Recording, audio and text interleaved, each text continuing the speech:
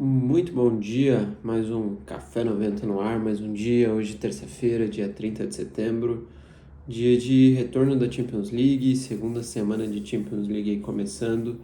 Teremos essa semana, na primeira semana da Champions a gente teve jogos na terça, na quarta e na quinta, essa semana só terça e quarta jogos, mas dias recheados. São 9 jogos hoje, dois jogos às 1h45, 7 jogos às 4 da tarde e amanhã na mesma pegada. Então a gente vem aqui hoje para analisar os 9 jogos aqui de Champions League rapidamente, a gente passar por cada um deles, tentar identificar ali como que pode ser os confrontos, o que pode ser mais interessante da gente observar em cada jogo e pensar juntos aí nessa terça de Champions. E amanhã a ideia é voltar e fazer a mesma coisa. Mas antes, se você puder se inscrever, deixar um like aí no vídeo já, seria de grande ajuda a nós. Bom, vamos lá. A gente, como eu falei, abre o dia às 1h45, tem 2 jogos nesse horário. Primeiro, o Atalanta e o Clube Bruges. Bruges visitando o Atalanta em Bérgamo. A Atalanta que tem um começo de temporada bem surpreendente, trocou de treinador, teve algumas trocas no elenco, é o Juric, se eu não me engano, o treinador agora da Atalanta, fez uma escolha por um treinador até questionável, digamos assim, não se esperava a saída do Gasperini e a contratação do Juric, mas a Atalanta faz um começo de temporada bem surpreendente, oscilou bastante no começo, nos 2 primeiros jogos, mas vem conseguindo alguns resultados bem surpreendentes nessas últimas rodadas de campeonato italiano, inclusive no final de semana empatou com a Juventus fora de casa, Juventus que vinha bem na Série A. A Atalanta conseguiu buscar um empate fora de casa, mas perdeu por 4-0 na estreia da Champions para o PSG. Era um jogo que na semana passada a gente passou aqui, na semana retrasada a gente passou aqui para comentar sobre ele, e eu imaginava realmente o PSG muito à frente da Atalanta nesse momento da temporada, e foi assim. Nesse jogo a gente tem um confronto de um time que tomou 4-0 e outro que ganhou de 4-1. O Bruges na verdade o Bruges recebeu o Mônaco na primeira rodada e ganhou de 4-1, então se colocou numa condição muito melhor do que a que eu imaginava. Imaginava um jogo mais equilibrado contra o Mônaco, eles conseguiram vencer e vencer bem o Mônaco. Então é um jogo que vale muito para a Atalanta, para o Bruges um empate seria sensacional. Acho que é um jogo de duas equipes muito oscilantes, que até agora na temporada sofrem muitos gols, tem dificuldade defensiva principalmente. Então é um jogo aberto, equilibrado, com a Atalanta tendo o mando de casa e essa necessidade de vitória maior, acho que é um pouquinho à frente do Clube Bruges nesse primeiro momento. Depois, ainda às 1h45, a gente tem o jogo do Real Madrid. Real Madrid vai até o Cazaquistão para pegar o Kairat Almaty, mais um dos estreantes de Champions League aí, que vai enfrentar o Real Madrid. Real Madrid faz uma viagem longa, já fez uma viagem longa, né? Já está no Cazaquistão, a viagem mais longa da Champions, e vem de uma pressão agora, né? Se instaurou ali uma certa pressão em cima do Xabi Alonso depois de tomar 5-2 no Clássico no sábado contra o Atlético de Madrid. Eu vi o jogo, até pensei em fazer um vídeo aqui, mas acabou não dando tempo ainda para fazer esse vídeo. Foi um jogo bem interessante que expôs algumas coisas, principalmente do Real Madrid. O Real Madrid com muita dificuldade de pressionar, o Real Madrid defensivamente sofrendo muito, o Real Madrid que se sente confortável de roubar a bola numa linha à frente, mas quando o Atlético de Madrid conseguia romper as linhas, o Real Madrid não conseguia fazer essa marcação tão encaixada. E aí tomou um 5-2 no jogo mais importante até aqui da temporada, no maior jogo da temporada, no maior teste, o Real acabou não passando. Vai até o Cazaquistão, num jogo que em teoria seria um jogo que o Real provavelmente pouparia os seus titulares, alguns titulares provavelmente nem viajariam. Depois de tomar 5-2 do Atlético de Madrid, as notícias é que o Real Madrid deve ir com um time praticamente titular. O Xabi Alonso tem mudado muito o time, então ainda não se sabe exatamente o que é o time titular. No final de semana voltou o Bellingham depois de lesão, e o Mbappé é o único que a gente sabe que quase não sai do time, provavelmente deve jogar também. Então o time do meio para frente é difícil saber o que o Real Madrid vem. Mas é um teste num ambiente muito desconfortável, porque ir até o Cazaquistão, num estádio diferente, contra um time desconhecido, pode ser um cenário desconfortável para o Real Madrid, mas o Kairat é um time muito fraco. O Kairat tomou de 4-1 na estreia do Sporting, é um time que conseguiu fazer uma pré-Champions boa, eliminando times que não se esperava, mas eu acho que é o limite desse time. Eu acho que é muito difícil conseguir competir com o Real Madrid. O Real Madrid deve vencer. Acho que a pressão maior do Real Madrid é em cima do desempenho do que da vitória em si. Acho que o Real Madrid deve vencer e deve vencer tranquilamente aqui o Kairat. Vamos ver, acho que se o gol demora a sair, pode gerar um certo clima de instabilidade, pode gerar um jogo um pouco mais interessante. Aí a gente passa para o jogo os jogos das 4. E aí, para mim, tem um jogo mais interessante nessa terça, que mais me chama a atenção, que é Atlético de Madrid e Eintracht Frankfurt. Como vocês sabem, já falei em alguns vídeos aqui no canal, o Eintracht Frankfurt é meu queridinho nesse começo de temporada europeia, é um time que me chama muita atenção, venceu muito bem na estreia da Champions, goleou o Galatasaray, acho que foi 4 ou 5-1, 5-1 em cima do Galatasaray, inclusive o líder da Champions até agora, depois de uma rodada, porque é o melhor saldo de gols. Então é meu queridinho. Depois da goleada, acabou perdendo para o Union Berlin, acho que por 3-2, se eu não estou enganado. E nesse último final de semana, protagonizou um maluco 4-6 contra o Borussia Mönchengladbach. Chegou a virar o primeiro tempo, acho que ganhando de 5-0.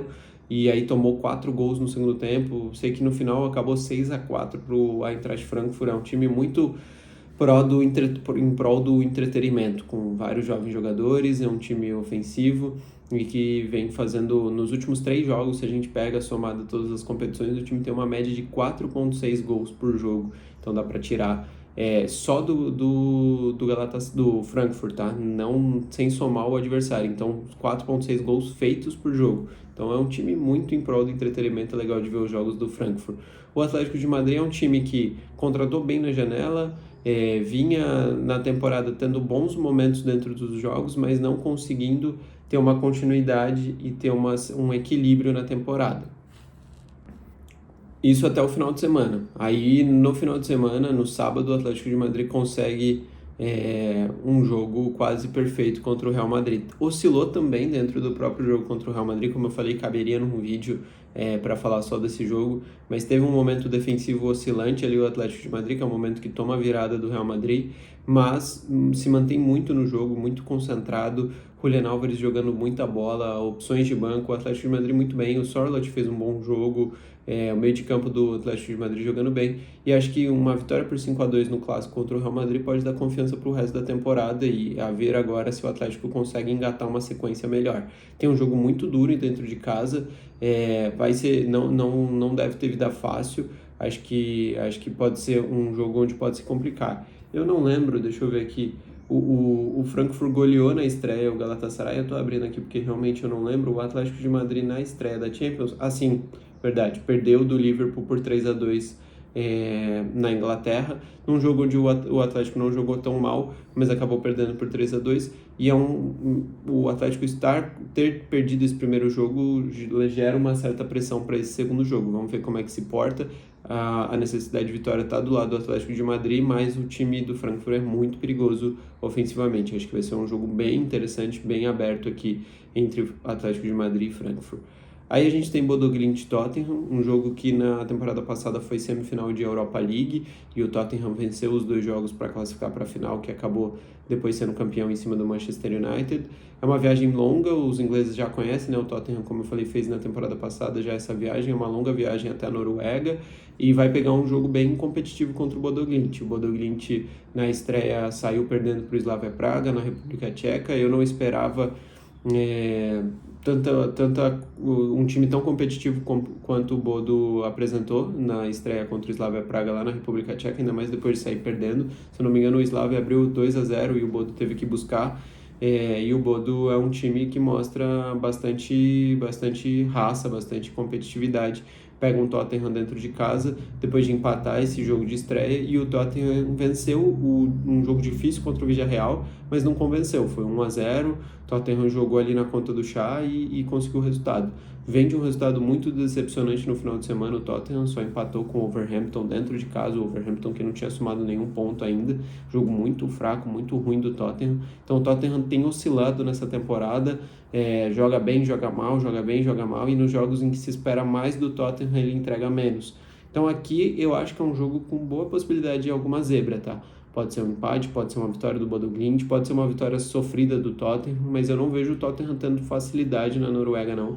Acho que pode ser um jogo bem, bem difícil para os ingleses. Aí temos o outro jogo que pode ser um outro jogo, um outro bom jogo do dia, que é o Chelsea-Benfica. O Benfica vai até a Inglaterra, o José Mourinho voltando ao Stamford Bridge, é o time que a enfrentar o time em que ele foi tão bem. E o Chelsea, que nas últimas 3 jogos de grandes competições, ele acumulou 3 derrotas seguidas, né? O Chelsea venceu no meio desses 3 jogos o Lincoln, acho que é um time de terceira ou quarta divisão da Inglaterra, pela Copa da Inglaterra, também num jogo difícil, saiu perdendo e virou para 2-1. Mas fora esse jogo, tirando esse jogo, o Chelsea vem de 3 derrotas seguidas. Perdeu para o Bayern na Champions e para o United e para o Brighton no campeonato inglês. Fez uma estreia muito valente na Alemanha, eu esperava menos do Chelsea na estreia, mas perdeu de 3-1 para o Bayern de qualquer forma, e aí se coloca num cenário que nessa fase nova de Champions você não pode começar tão mal, porque senão você tem dificuldade de se classificar direto, né? E aí você acaba caindo para os playoffs, corre-se o risco de pegar um time muito forte e dificultar a sua vida na Champions. Então, é um jogo que o Chelsea não pode se dar o luxo de perder para o Benfica e nem perder pontos. Acho que o empate também seria muito ruim para o Chelsea. Por outro lado, para o Benfica é péssimo o não vencer também. O Benfica teve um cenário até pior na primeira rodada, perdeu em casa para o Qarabağ, foi a maior zebra da primeira rodada da Champions. Eu esperava um jogo onde o Benfica talvez tivesse dificuldade, porque era um Benfica oscilante ainda do Bruno Lage, mas não que perdesse para o Qarabağ. Eu até falei que a obrigação do Benfica era vencer. O Qarabağ é um dos times mais fracos dessa fase de Champions, e o Benfica tomou a virada, inclusive chegou a abrir o placar e tomou a virada para o Qarabağ e acabou perdendo por 3-2. E aí rendeu até a queda do Bruno Lage, o retorno do Mourinho, e o Mourinho já faz acho que 2 ou 3 jogos está no comando do Benfica, acho que empatou 1 e venceu 2 até agora. Vamos ver no que vai ser esse Benfica. Acho que 2 times muito oscilantes na temporada, mas um Chelsea que sabe mais ou menos para onde ir. É um Chelsea que eu sinto mais cansado do que realmente perdido. É um Chelsea que nos últimos 2 jogos teve um jogador expulso, que condiciona muito o confronto, né? Mas que individualmente eu acho muito melhor do que o Benfica, então por isso que eu vejo o Chelsea ainda um pouco à frente do Benfica, mesmo no momento mais oscilante da temporada.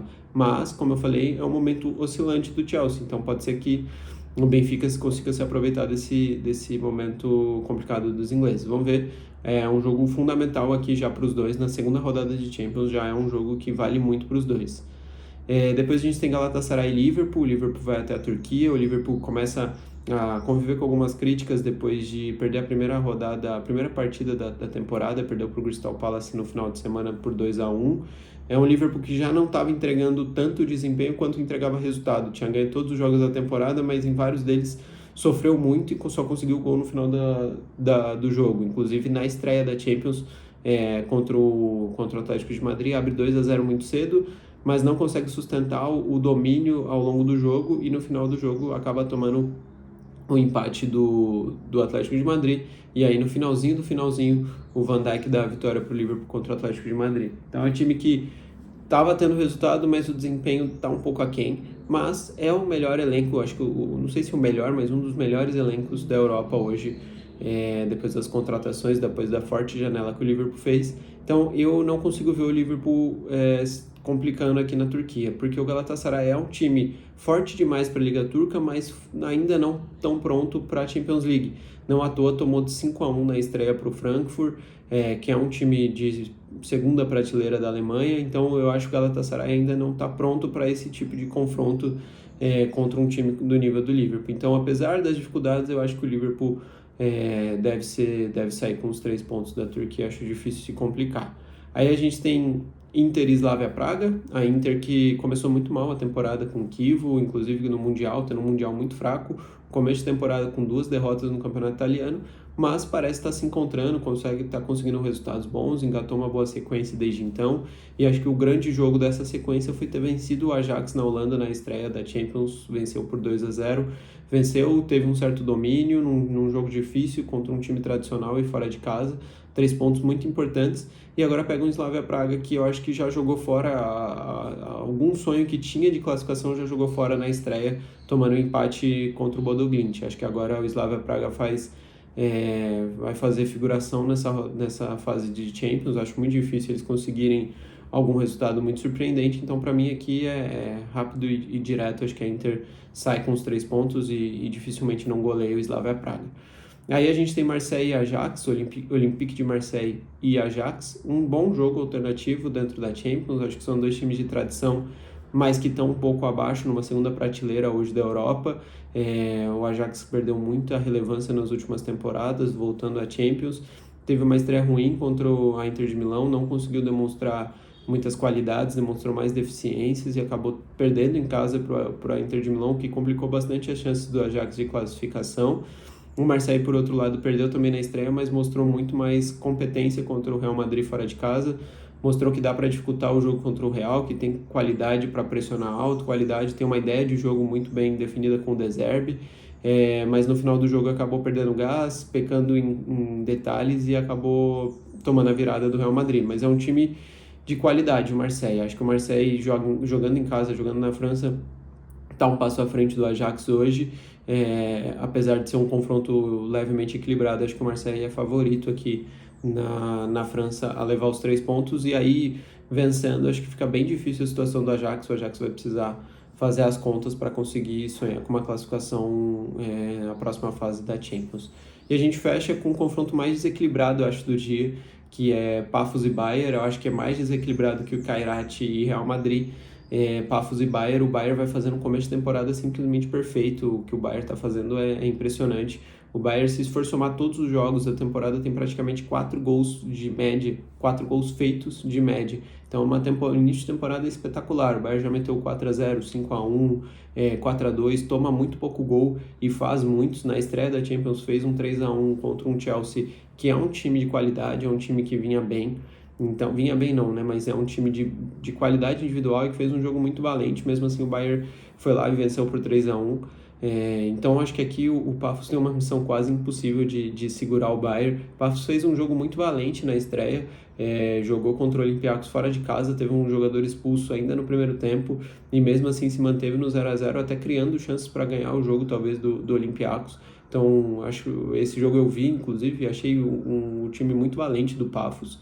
Mas aqui é quase impossível, né? Vai pegar um Bayern de Munique, um rolo compressor. Acho que se o Pafos conseguir segurar o Bayern e evitar que eles façam mais do que 3 gols, já é motivo de se comemorar no Chipre.